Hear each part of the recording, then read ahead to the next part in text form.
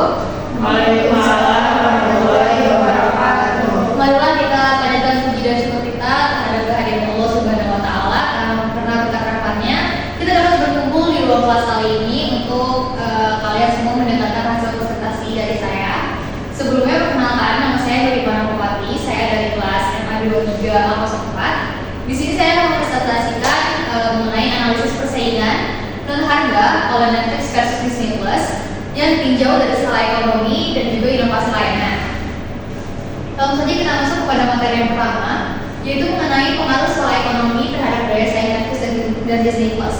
Pertama-tama saya di sini ingin bertanya, kayaknya banyak dari kita tuh sudah mengetahui mengenai Netflix dan juga Disney Plus ya, karena mereka berdua ini adalah aplikasi berbasis streaming. Apalagi kita sebagai generasi Z, kita banyak banget menghabiskan waktu kita untuk menonton film atau juga menonton series. Nah, jadi skala ekonomi itu intinya adalah kondisi di mana biaya produksi atau operasional per unitnya itu jadi semakin murah kalau misalkan jumlah produksinya atau layanan itu semakin banyak.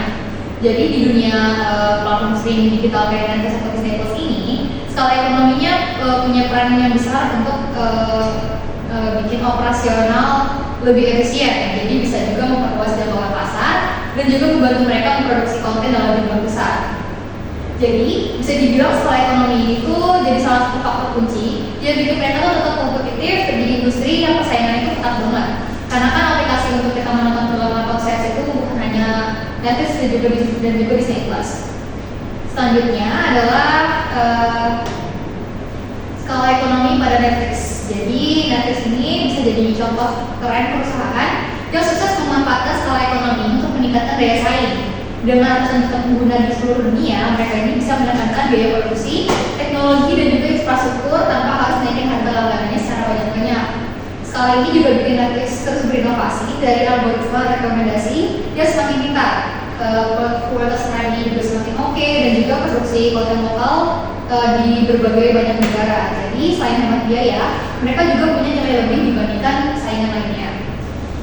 Selanjutnya adalah skala ekonomi pada Disney Plus. Jadi Disney Plus ini memanfaatkan skala ekonomi lewat dukungan The Walt Disney Company, yaitu adalah perusahaan induknya Disney Plus yang memiliki struktur bisnis terintegrasi dan kekayaan intelektual luas. Alih-alih membangun dari nol, Disney Plus ini lebih mengandalkan basis penggemar dari merek-merek besar seperti Marvel dan juga Star Wars. Jadi mereka tuh mempercepat pertumbuhan lewat ekspansi global dan bundling dengan Hulu dan juga ESPN Plus. Efisiensi biaya juga dicapai karena Disney Plus menguasai seluruh rantai distribusi dari produksi hingga penayangan. Jadi produksi lintas kanal seperti film, TV dan juga merchandise menciptakan sinergi yang memperkuat efisiensi serta nilai di konten dari si Disney Plus tersebut. Jadi selanjutnya adalah perbandingan strategi skala ekonomi oleh Netflix dan juga Disney Plus. Jadi meski sama-sama diuntungkan oleh skala ekonomi, cara Netflix dan Disney Plus cara untuk mereka mencapainya itu berbeda-beda. Jadi Netflix itu lebih fokus pada teknologi dan jumlah pelanggan, sedangkan Disney Plus itu lebih mengandalkan kekuatan grup bisnis besar dan koleksi konten yang sudah kuat untuk berkembang cepat. Jadi Netflix itu lebih unggul dalam teknologi dan fleksibilitas karena sudah lama bermain di dalam dunia digital. Sementara itu Disney Plus punya kelebihan dalam pengelolaan konten dan sinergi atau unit bisnis.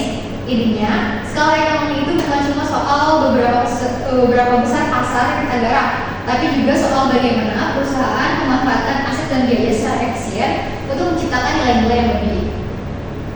Selanjutnya adalah bentuk inovasi layanan yang diterapkan oleh Netflix dan Disney Plus.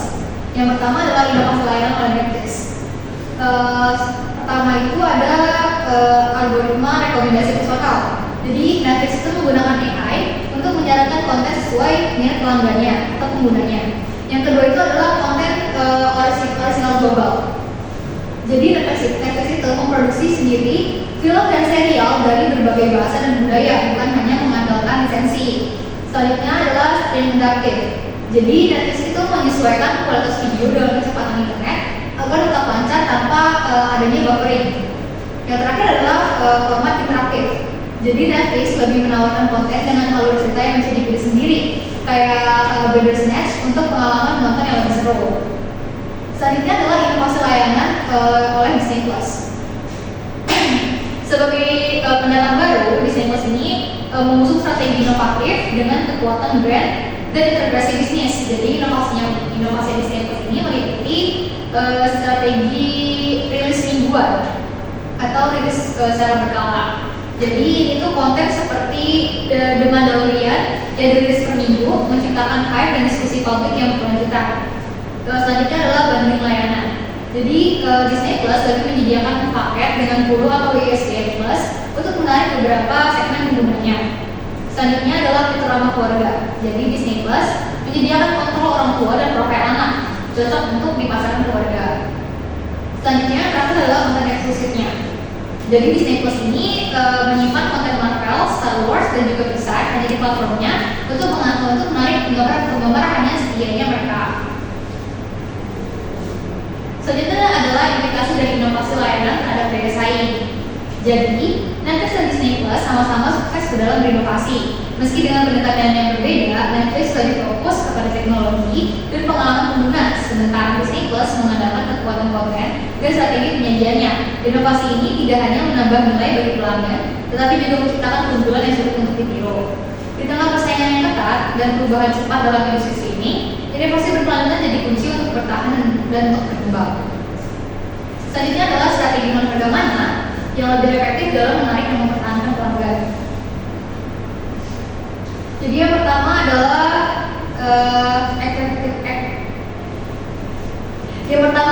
efektivitas skala ekonomi. Jadi skala ekonomi ini memberikan keuntungan jangka panjang dengan menghemat biaya dan juga memudahkan ekspansi.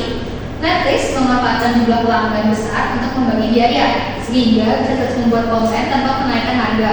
Sedangkan Disney Plus mengandalkan kekuatan waralaba dan integrasi bisnis untuk menekan biaya dan cepat meluncurkan konten eksklusif. Meski jumlah dan variasi kontennya masih kalah dibandingkan dengan Netflix, Netflix ini lebih fleksibel dan menyesuaikan dengan selera pasar.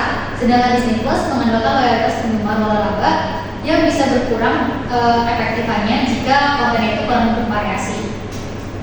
Lalu selanjutnya ada efektivitas inovasi layanannya. Jadi inovasi layanan itu sangat berpengaruh dalam meningkatkan pengalaman pengguna dan juga memberi nilai lebih selain harganya. Netflix itu lebih unggul dalam teknologi canggih seperti sistem rekomendasi, tampilan yang konsisten, dan juga konten interaktif yang membuat layanan itu terasa lebih pribadi dan juga lebih meningkatkan loyalitas dan kenyamanan para penggunanya. Sedangkan Disney Plus lebih fokus pada penyajian konten dan fitur keluarga seperti rilis mingguan dan kontrol video orang tua. Meski kurang canggih dibandingkan Netflix, Disney Plus juga berhasil menarik pelanggan lewat konten eksklusif pelanggan baru daripada mempertahankan mereka. Selanjutnya adalah perbandingan efektivitas strategi dan harga antara Netflix dan Disney Plus. Jadi seperti yang sudah saya terangkan tadi, dapat disimpulkan bahwa kedua pendekatan mereka itu memiliki kekuatannya masing-masing. Namun di dalam aspek industri yang cepat berubah ini, keunggulan dalam inovasi dan adaptasi seperti yang dilakukan oleh Netflix itu cenderung lebih unggul untuk jangka panjang. Soalnya Netflix itu lebih mengarah ke dia bertambah pelanggannya, sedangkan Disney Plus itu dia lebih fokus untuk mencari pelanggan baru. Baik, segitu yang dapat saya paparkan. Dari sini apakah ada yang ingin bertanya? Saya izin bertanya. Silakan. Apa saja bentuk inovasi layanan yang diterapkan oleh Netflix dan Disney Plus dalam menghadapi persaingan pasar? Jadi Netflix itu menerapkan inovasi layanan seperti algoritmanya rekomendasi personal. Dia itu berbasis AI dan juga produksi konten original global, teknologi streaming adaptif dan juga format konten yang interaktif. Sementara Disney Plus itu hanya fokus pada strategi rilis mingguan, banding layanan dengan yang Hulu atau SBS tadi, atau juga fitur ramah keluarga seperti foto orang tua dan juga eksklusivitas konten dari waralaba besar seperti Marvel atau Star Wars. Kira-kira kenapa sih inovasi layanan itu dianggap lebih unggul dibandingkan skala ekonomi dalam mempertahankan pelanggan di industri streaming? Jadi inovasi layanan itu dianggap lebih unggul karena secara langsung dia itu mempengaruhi pengalaman dan kekuatan penggunanya. Jadi kayak Netflix nih misalnya, dia itu lebih mampu mempertahankan pelanggan melalui teknologi personalisasi, kontennya yang interaktif dan juga pengalaman atas perangkat yang konsisten.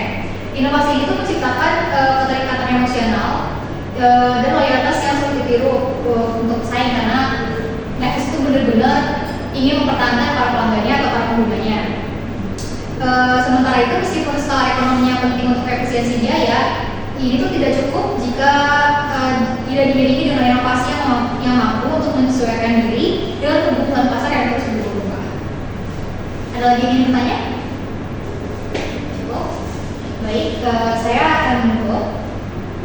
Jadi kesimpulannya adalah dari yang sudah saya paparkan, bahwa Netflix itu lebih unggul dalam skala ekonomi berkat jumlah pelanggannya yang global, karena kan global itu besar, dan juga membantu efisiensi biaya produksi dan juga teknologi. Sementara Disney Plus itu memanfaatkan integrasi vertikal dan juga kekuatan portofolio kontennya untuk efisiensi produksi dan juga distribusi pada konten eksklusif. Dalam inovasi layanan, Netflix itu lebih unggul dengan teknologi. Jadi kayak seperti yang sudah saya jelaskan, yaitu dengan sistem rekomendasinya, konten interaktifnya, dan juga platform lintas dari perangkatnya. Sedangkan Disney Plus lebih fokus pada strategi rilis dan juga fiturnya pada ramah keluarga. Secara keseluruhan, inovasi layanan mereka itu lebih efektif dalam mempertahankan loyalitas jangka panjang. Jadi yang berhasil itu adalah Netflix, karena Netflix itu memberikan pengalaman pengguna yang personal, sementara Disney Plus lebih efektif untuk menarik pelanggan baru lewat merek dan konten eksklusif mereka. Jadi kedua strategi itu saling memiliki keunggulan, tapi untuk inovasi berkelanjutan itu lebih menjadi kunci bertahan di pasar yang cepat berubah-ubah ini. Sekian yang dapat saya paparkan, kurang lebihnya mohon maaf. Saya tutup presentasi saya. Wassalamualaikum warahmatullahi wabarakatuh. Waalaikumsalam warahmatullahi wabarakatuh.